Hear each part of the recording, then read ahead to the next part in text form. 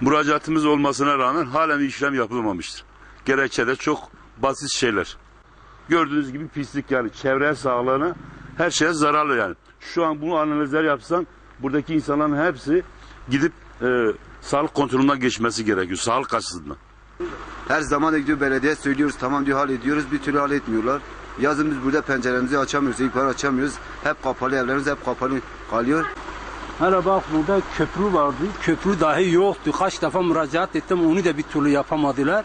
Burada önceden bir tahtadan köprü yapmıştık. Kaç kişi yaşlı insanlar burada düştü.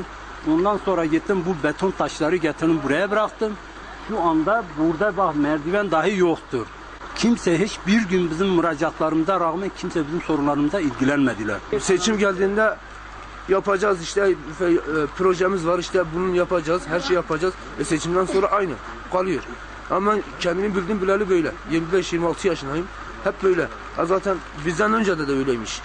Hep böyle kapatılacak kalmıyor.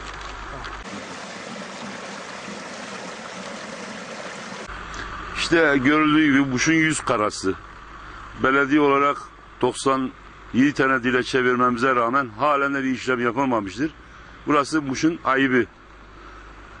Belediye 250-300 metre uzaklıkta böyle bir yerin çevre açısından, halk sağlığı açısından, insan sağlığı açısından son derece utanç verici bir şey.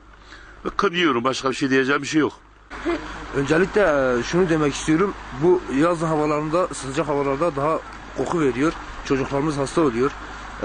Çocuklarımızı hastaneye götürüyoruz. Bu kokunun, bu derenin olduğunu söylüyorlar, nedenini.